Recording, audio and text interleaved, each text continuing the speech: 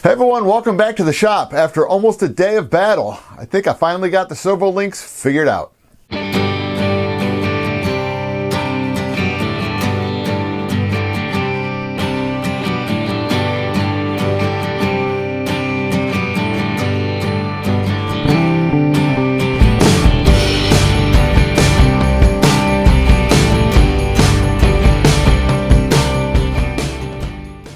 Alright, first thing I need to try to do is get you guys caught up with what I've been banging my head up against the wall trying to figure out how to do. This was the first little control horn. The control horn, the connector for the control horns. And it was just a guesstimation. I said this is probably about what size I'm going to need. I was so far off it wasn't even funny. So this thing here was just used as a kind of sort of template to keep building off of. Now, what I originally got it set up with, where it was working pretty good, I was almost 100% happy with it. Was the these little jobs here, right here. See if we can get it to focus properly. It's the high-tech HS25s.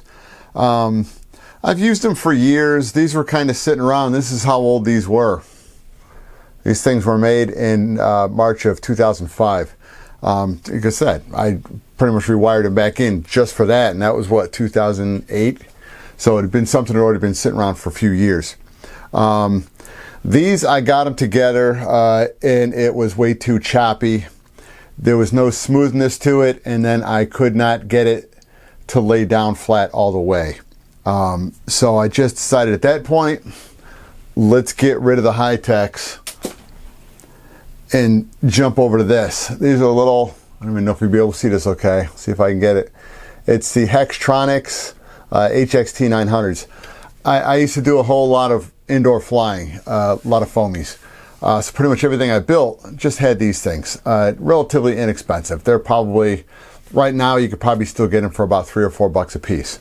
A good solid little servo. I've had a lot of years of I've never, put it this way, I've never broken one. They've never failed. So what I did was, when I put one of these in, which was one of the older ones from way back when, it was a little bit crunchy sounding. And when you lifted up the spoiler, it kind of did one of these little things where it kind of twitched all the way up. And I was not happy, unacceptable. So what I did, because these had been used once before, so what I did was I went into my little stash, because I do keep these things in my own personal stock, grabbed 2 brand new ones in a package, came up, put it inside there, and it's smooth as silk. So, but that's what I'm going to stay with, is those little, the little Hextronics. So let me go ahead, get that camera fired up. I'll raise it up and I'll bring you back in to show you how it looks before I start tearing it all down, because I've got to go ahead and get that little teeny, the linkage, and make an identical one for the other wing. All right, now the way I set these things up, and this is just the way my brain likes to work, anything that goes up or down, flaps, typically flaps, I normally run through this on this side of the high-tech, and that's a flight condition switch. I normally have, for flaps, down is fully down, middle is half flaps, all the way up, the flaps are all the way up. I prefer to have things, anything that goes up, you push back, everything that comes down, you pull down towards you. It just makes a lot less guessing, because I do have 30-something models in this radio, and I've got like 20-something models in, yeah, I've got that many in my other radio. So I prefer to kind of have everything programmed the same, just so that there's very little confusion when jumping between planes. So what I did on the spoilers is I'm considering spoilers landing gear, because it's going to go ahead and pretty much break probably most, if not, well, it's not all the lift, but most of the lift on the wing itself, because you're spoiling the air. So you got to figure, I don't know how well you can see this, so you figure it's about 8 to 10 inches wide, so probably go up to about a foot. You're pretty much spoiling the lift over this side of the wing, and you're doing it on both sides. So losing the lift on a sailplane, because that's pretty much how those things fly. There's no engine. well, this one there will be, but pretty much just when you're gliding. That's the way I'm going to have that one set up. Just for initial testing, that's the way I want the system to work. I may throw that over to the same thing with the flaps as well, with 3 stages where I can have all the way down, half up, full up. But for right now, it's just going to be easier for me just to do the measurements I need to do, because I've got them, you know, it's all the way, when it's all the way down, it's flush up against the top of the wing. I need to make it so that when it's all the way up, I'm matching angles. So on this one, when it's all the way up, you can see it's sitting at about 60 degrees. And then of course when it goes down, it just goes down and just lands all the way back down, and the servo holds all the way down as well. So I'm really happy with the way that's functioning now, because it's not chopping. As you can see, as it goes up and down, it's not chopping where you're having an issue with it. So it's nice and smooth. So let me go ahead, take this camera around just so we can get a pretty good view of what it's going to look like underneath. So let's go ahead and raise it up. All right, and you can see how small that little linkage is. If I can grab the other one here, and then just in comparison, you can see how big this other one is right next to it. So there was no way that this was going to work.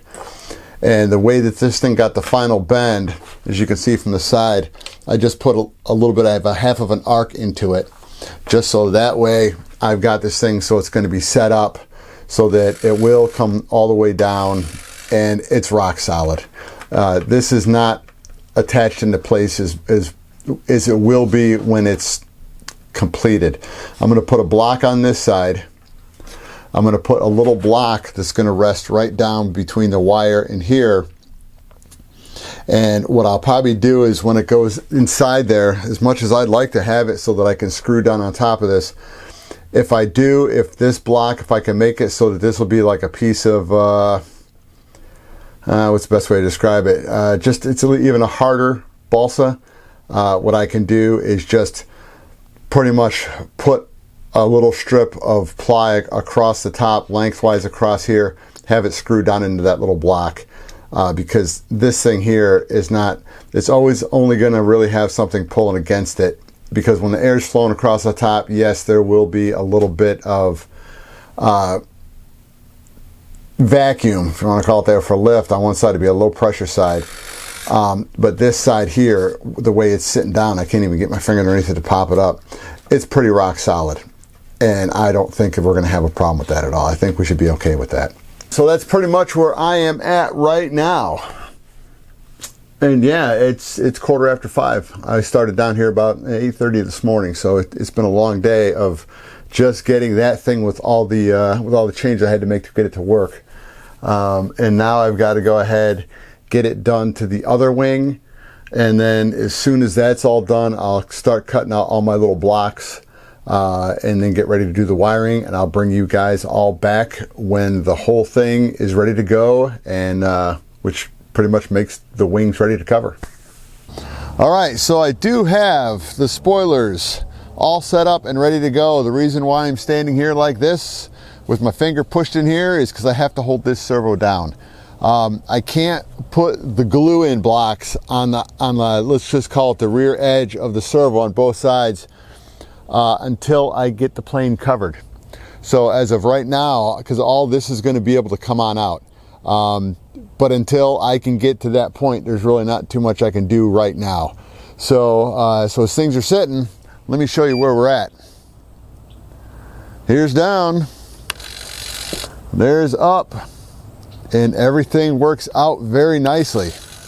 Comes down, everything gets settled down and pulled down tight. So as of right now, we are good to go on the spoilers. Now, let's head back inside. All right, well, as you can see from outside, they are working very nicely. I'm really happy with that. That took a lot longer than I expected. I knew it was going to be tough. Didn't know it was going to be that tough. And the whole thing is when you're building your own, it's a whole bunch of trial and error, because when there's nothing in the plans on how to do it that way, it's pretty much just guessing. And because I've never done spoilers, I've done flaps many times, Never done spoilers. So spoilers are pretty much just kind of the opposite of flaps, where instead of increasing lift, you're decreasing lift. But everything went well. Once I got one side working properly the way I wanted to, with all the little adjustments I needed to make to just that little linkage, I just went ahead and then just pretty much bent another one the exact same way. So just as long as I was able to get that little tube glued into the bottom of the spoiler in the same location as the right side spoiler, I knew all the problems. At that point, we knew everything was going to flow nicely, and it does. So the only thing I have left to do on that is just to go ahead and get the wings covered, because they are ready to be covered now. As soon as I get everything in the little, what do you want to call it, the spoiler, once it's all hinged in and everything's covered, then I could just go ahead, drop the servo in, and then slide that little block up forward, a couple dabs of glue on it, and then I'm going to have a little teeny, and I never cut one yet. It's probably going to be a piece of very thin plywood, about that long, with a little teeny screw holding it in place, just so it's going to hold everything down snug. If I want, and I probably will, I'll probably take a little bit of contact cement, put a dab on each corner where it's just touching the wood. So when that little piece of wood's glued in, it's going to have something that's going to very lightly adhere that to the side of the servo. So there's no way and chance that anything can really loosen up and start lifting off. So all that I really have left to do on the fuselage is just put the servos in, and then at that point, just get everything balanced out to where I need to have everything, so that the weight's got a proper balance, and then go ahead and we'll get that covered up, and then she'll pretty much be ready to fly. Now, because it is the last week in October, or actually coming into the last week in October, that's the last you're going to see of the Apogee. Because what I'm planning to do, I already took a little road trip last weekend and picked up the Fokker D7. I had it in a little storage location, not here, I had it in a different location. So I went ahead and went back up and dropped off on one of the planes that I keep, not down here in the basement, but upstairs. So I dropped off one of the planes I had upstairs and went and got the Fokker. So where we're at right now is I'm going to go ahead and get back to work on the Fokker, because I want to have that thing. I want to have it ready to cover. Hopefully, by very early spring of next year. Hopefully sometime in March, April, have it ready to cover, because I still have quite a bit of work to do on that one. So what I will be doing is I will be doing the completion of the Apogee at the same time I'm doing the Fokker. Any work I do on the Apogee, I will be recording.